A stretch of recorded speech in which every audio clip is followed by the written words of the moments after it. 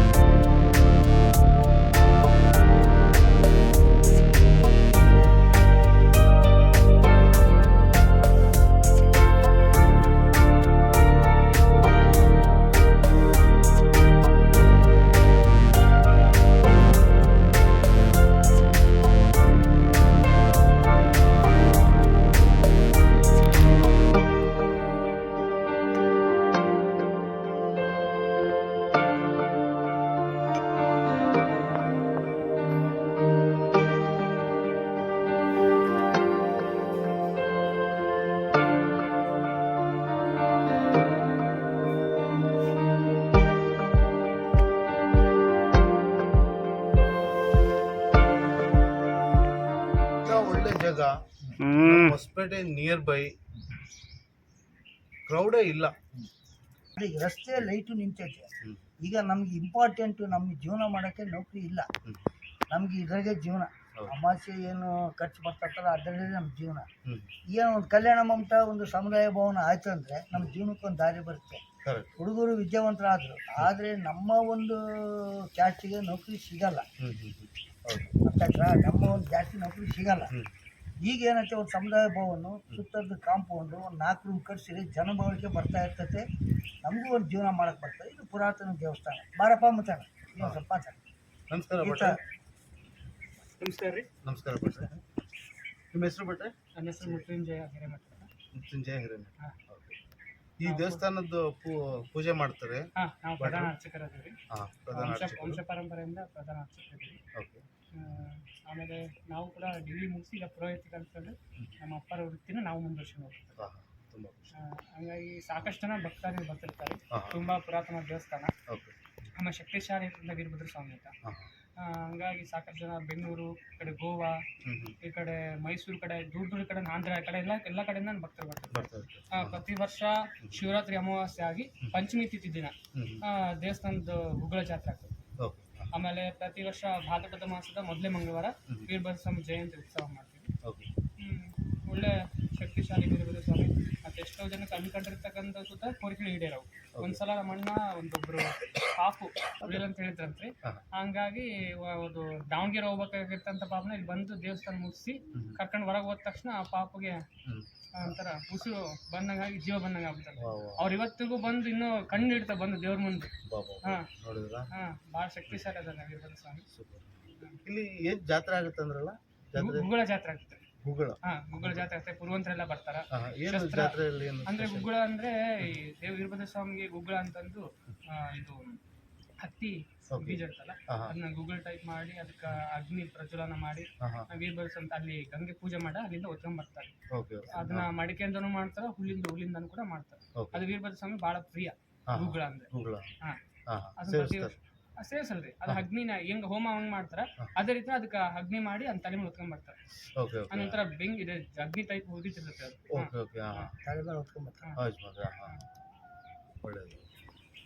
Okay ಭಟ್ರೆ, ಇಲ್ಲಿ ಸ್ತಂಭ ಕಾಣ್ತಾ ಇದೆಯಲ್ಲ, ಅದು ದೀಪಸ್ತಂಭ ಅಂತಾರೆ. ಪ್ರತಿ ವರ್ಷ ವೀರಭದ್ರ ಸ್ವಾಮಿ ಕೊನೆ ಕಾರ್ತಿಕ ಸೋಮವಾರ ದಿವಸ ಅಲ್ಲಿ ದೀಪ ಹಚ್ಚಿ ವೀರಭದ್ರ ಸ್ವಾಮಿ ಕಾರ್ತಿಕ ದೀಪೋತ್ಸವ ಮಾಡ್ತಾರೆ. ಅದು ತುಂಬಾ ಹಳೇದಲ್ವಾ? ತುಂಬಾ ಹಳೇದು. ಯಾವಾಗ ದೇವಸ್ಥಾನ ಯಾವಾಗ ಪ್ರತಿಷ್ಠಾಪನೆ ಆಯ್ತು ಅವಾಗಿಂದ ಅಲ್ಲೇ ಇತ್ತು. ಮುಂಚೆ ರೋಡ್ ಇದ್ದಾಗ ಮುಂದೆ ಇತ್ತು. ಯಾವಾಗ ಮತ್ತೆ ರೋಡ್ ಹಂಗಲ್ಲ ಮುಂದೆ ಬಂದಾಗ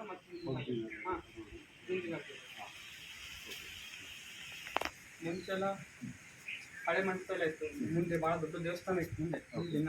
ಅದು ಯಾವಾಗ ರೋಡ್ ಅವಾಗ ಫುಲ್ ಟ್ರಾಫಿಕ್ ಅಲ್ಲ, ಅವಾಗೆಲ್ಲ ಬಗೆದು ಗಾಡಿ ಹೋಗ್ತಾ ಇದ್ವಿ. NS13 ಇದು. ಕರೆಕ್ಟ್. ಆಮೇಲೆ ಇಲ್ಲಿ ಪ್ರತಿ ಭಕ್ತರಿಗೆ ಯಾರೇ ಬರ್ರಿ ನೈಟ್ ಬಂದು ಉಳ್ಕೊಳ್ಳೋರಿಗೆ ಬೆಳಗ್ಗೆ ಅಭಿಷೇಕ ಪೂಜೆ ಮಾಡ್ಸರಿಗೆ ಸೇವೆ ಮಾಡ್ಸರಿಗೆ ರೂಮ್ ಎಲ್ಲ ಇದಾವೆ. ರೂಮ್ ಎಲ್ಲ ವ್ಯವಸ್ಥೆ ಇರ್ತವೆ.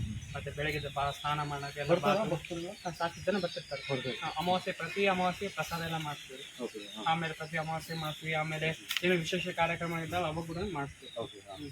ಮತ್ತೆ ನಾಳೆ ರಾಮನ ಪ್ರತಿಷ್ಠಾಪನೆ ಒಂದು ಐತಲ್ರಿ, ನಾಳೆ ಸಂಜೆ ಕೂಡ ನಾಳೆ ಮಾತ್ರ ತುಂಬಾ ಶ್ರೇಷ್ಠ ದಿವಸ ಬಿಡ್ರಿ. ಹ್ಞೂನ್ರಿ, ಎಲ್ಲಾ ನಮ್ಮ ಹಿಂದೂ ಜನಕ್ಕೆ ಹೆಮ್ಮೆ ಪಡೋ ವಿಷಯ. ಅದು ನಮ್ಮ ಈ ಜನ್ಮದಾಗ ಆಗಿರೋ ನಮ್ಮ ಪುಣ್ಯ. ಹೌದು, ನಾವು ಅದನ್ನ ನೋಡ್ತಾ ಇದೀವಿ, ಬದುಕಿದೀವಿ ಅದನ್ನ ನೋಡಕ್ಕೆ ಅಂದ್ರೆ ಅದು ನಮ್ಮ ಪುಣ್ಯ. ನಮ್ಮ ಪುಣ್ಯ ಅದು ನಮ್ಮ ಕಾಲದಾಗ ಆಗ್ತಾನೆ ಅನ್ನೋದೊಂದೇ ದೊಡ್ಡ ಹೆಮ್ಮೆ. ಶ್ರೀರಾಮ ನಮ್ಮ ಕಾಲದಾಗ ಬರಕತ್ತಾನ ಅನ್ನೋದೊಂದೇ ದೊಡ್ಡ ಖುಷಿ. ಈ ಜನ್ಮನೇ ಸಾರ್ಥಕ ಆಗ್ಬಿಡುತ್ತೆ. 100% ಮಾತು ಸತ್ಯ ಇದೆ.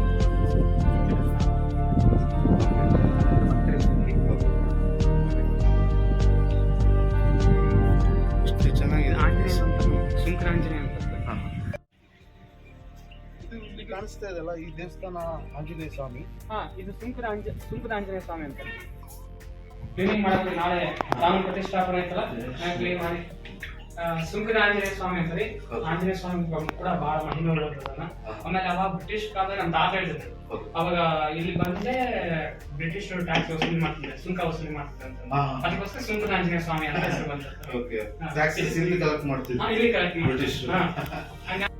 ಆಮೇಲೆ ಇದು ಕೂಡ ಸಾಕಷ್ಟು ಜನ ಭಕ್ತರು ಮನೆ ದೇವರು ಒಕ್ಕಲಿಗರು ಈ ಆಂಜನೇಯ ಸ್ವಾಮಿ ಒಕ್ಕಲು ಬಹಳ. ಗಣಪತಿ ಅಷ್ಟೇ ವಿಶೇಷ ಏನಿಲ್ಲ. ಆಂಜನೇಯ ಪಗಲಿ ಗಣಪತಿ ಇರ್ಬೇಕಂತ ಒಂದು ಪ್ರತಿಷ್ಠಾಪನೆ ಮಾಡ್ರೆ ಮತ್ತೆ ಗಣಪತಿ ಆಂಜನೇಯ ಮತ್ತೆ ಸಂಪನ್ನ ಜಯ ಶ್ರೀ ಗಣೇಶ.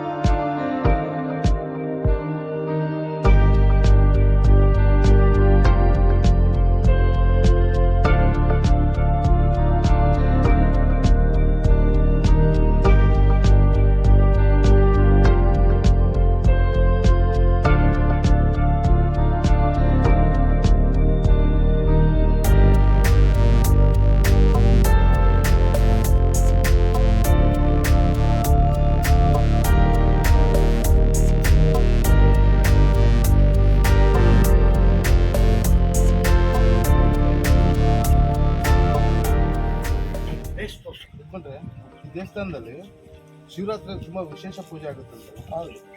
ಅವ್ರದ್ದೇನು ಸ್ಪೆಷಲ್ ಏನು? ಸ್ಪೆಷಲ್ ಏನಿದೆ ಅಂದರೆ ಗುಗ್ಲ ಹೊಡಿಸ್ತೀವಿ. ಗಂಗೆ ಸ್ಥಳಕ್ಕೆ ಹೋಗುತ್ತೆ, ಅಲ್ಲಿಂದ ಗುಗ್ಲ ಒಡವು ಹೇಳ್ಕೊಂತ ಗುಡಿಗೆ ಬರ್ತಾರೆ. ನೋಡಿ ಫ್ರೆಂಡ್ಸ್, ಡ್ಯಾಮ್ ಇದೆ ನೋಡ್ರಿ, ಈ ಡ್ಯಾಮ್ನಿಂದ ಬರುತ್ತೆ. ಈ ಟಿ.ಬಿ ಡ್ಯಾಮ್ ಇದೆಲ್ಲ, ತುಂಗಭದ್ರಾ ಡ್ಯಾಮ್. ಜಸ್ಟ್ ಶಿವನ್ ಪಕ್ಕದಲ್ಲೇ ಇದ್ದಂಗೆ ಗಂಗೆ ಇಲ್ಲೇ ಇದ್ದಾಳೆ.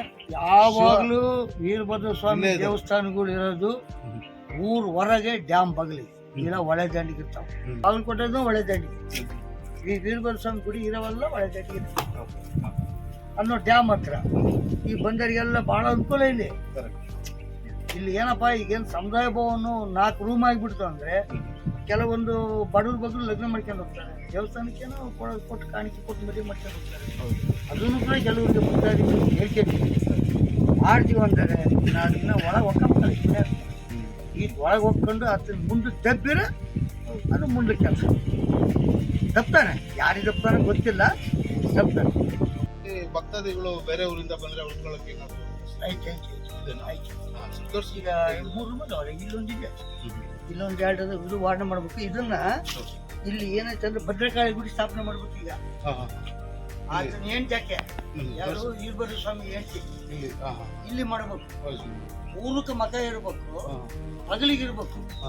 ಅಯ್ಯಮ್ಮ ಇದ್ರೆ ಅವನಿಗೆ ಶಕ್ತಿ ವೀರಭದ್ರಪ್ಪಗೆ, ಇಲ್ಲಾಂದ್ರೆ ಶಕ್ತಿ ಇಲ್ಲ. ಅದಕ್ಕೆ ಇಲ್ಲಿ ಸ್ಥಾಪನೆ ಮಾಡ್ಬೇಕು. ಈ 2 ರೂಮ್ ತೆಗಿತೀನಿ ಸದ್ಯ. 2 ರೂಮ್ ತೆಗೆದು ಈಗ ಸದ್ಯಕ್ಕೆ ನಡೀತೈತೆ. ಆಮೇಲೆ ದೇವ್ರ ಅನುಕೂಲ ಕೊಟ್ಟಾಗ ಏನೋ ಬೇಕಾದ್ರೆ ಮಾಡೋಣ ಅಂತ. ಅವಾಗ ಅಲ್ಲೇವರೆಗೂ ಮತ್ತೆ ಹೆಂಗ ಇದು ಮಾಡ್ಕೊಂತ ಹೋಗ್ಬೇಕ. ಈಗ 1 ರೂಮು, 2 ರೂಮು, ಇದು 3 ರೂಮ್. ಇವೇನಂತಂದ್ರೆ ತಟ್ಟೆ ಭಿಕ್ಷೆ ಅಂತೇಳಿ ನಾವು ಬೇಡ್ಕೊಂತಿದ್ವಿ ಅವಾಗ.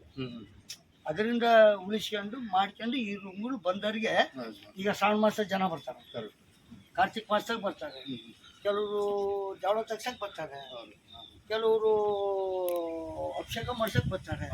ಈಗ ಅವ್ರಿಗೆಲ್ಲ ಪಾತ್ರೆ ಸಾಮಾನು ಇದೆ ಒಳಗಡೆ.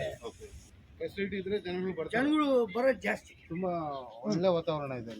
ಇದುವರೆಗೂ ನಮಗೆ ಸುಮ್ಮನೆ ಅನ್ಬಾರ್ದು, ನಮಗೆ ಅಂತ ಕೊರೋನಾದಾಗ ಜೀವನ ನಡೆಸಿದ್ರು. ಕೊರೋನಾದಾಗ ಪೂಜೆ ನಿಲ್ಲಿಸಿಲ್ಲ. ನಾವು ಪೂಜೆ ಮಾಡಿವಿ, ಗುಡಿ ಬೀಗ ಹಾಕಿಲ್ಲ. ಓಪನ್ ಆಗಿ ಹೇಳ್ತಿದ್ವಿ, ನಾನು ಗುಡಿ ಬೀಗ ಹಾಕಿಲ್ಲ, ಪೂಜೆ ಮಾಡೀವಿ. ಸುಮ್ಮನೆ ಡೋರ್ ಮುಂದಕ್ಕೆ ಹಾಕಿಲ್ಲ. ಯಾಕಂತ ಬಂದು ಮಂಗಳಾರತಿ ಮಾಡ್ಕೊಡ್ತೀವಿ. ಇವತ್ತಿನ ದಿನ ಆತನ ಪೂಜೆ ಬಂದ್ ಮಾಡಿದ್ನಪ್ಪ ಅಂದರೆ ಅವನಿಂದ ನಾವು ಇರೋದು, ಅವನ ಆಶೀರ್ವಾದ ನಾವು ಇರೋದು. ಆ ದಿನ ಗುಡಿ ಬಂದ್ ಮಾಡ್ಕೊಂಡು ಕೂತ್ಕೊಂಡ್ರೆ ಏನು ಉಳಿತೈತೆ? ದೇವ್ರನ್ನೇ ಬೀಗ ಹಾಕ್ದಂಗೆ ನಾವು ಬೀಗ ಹಾಕಿಲ್ಲ. ನೋಡಿ ಫ್ರೆಂಡ್ಸ್, ಈ ದೇವಸ್ಥಾನ ತುಂಬ ಪವರ್ಫುಲ್ ಇದೆ. ಯಾರೇ ನೀವು ಬಂದು ಬೇಡ್ಕೊಂಡು 108 ದಿವಸದಲ್ಲಿ ನಿಮ್ಮದು ನೀವೇನು ಅಂದ್ಕೊಂಡಿರ್ತೀರ ಅದು ಪೂರ್ಣ ಆಗುತ್ತೆ.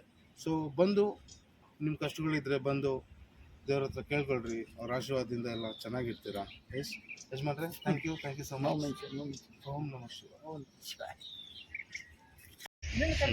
ಈಗ ಇವರು ಫಸ್ಟ್ ಸೆಕೆಂಡ್ ಜಿರಾಕ್ಸ್, ಆಮೇಲೆ ಇವ್ರು ಫಸ್ಟ್ ಜಿರಾಕ್ಸ್, 3ನೇ ಜಿರಾಕ್ಸ್ ನಿಮ್ಗೆ ಇದು ಮಾಡಿ ಹೋದ್ರಲ್ಲ ಅವರು 3rd ಜಿರಾಕ್ಸ್. ಅದು ಅಂದರೆ ಕವಿ ಆಗ್ಬೇಕು ತಾತ. ಇವರು ಬಂದು ನಮಗೆ ಅತ್ಯಂತ ಆತ್ಮೀಯರು, ಬಾಗಲಕೋಟೆ ಇಂಜಿನಿಯರು. ಇವರು ಯಾವ ಊರು ಏನೋ ಗೊತ್ತಿಲ್ಲ. ನಮ್ಮ ಈರ್ಬೋದು ಸ್ವಾಮಿ ಕೈ ಮಾಡಕ್ ಕೇಳ್ರಿ. ಹಾಯ್ ಮಾಡ್ರಿ, ಹಾಯ್ ಮಾಡ್ರಿ. ನಮ್ಮ ಈರ್ಬೋದು ಸ್ವಾಮಿ ನಡ್ಕೊಂಡಾಗಿಂದ ಅವ್ರು ಒಳ್ಳೆದಾಗೈತೆ. ಅವ್ರು ನಮ್ಮ ಗುಡಿ ಬಿಡೋರು. ಹೌದ್ರಿ. ಅವ್ರು ಬಾಗಲಕೋಟೆ. ಹೌದ್ರಿ. ಅವರು ಯೂಟ್ಯೂಬ್ ಚಾನಲ್.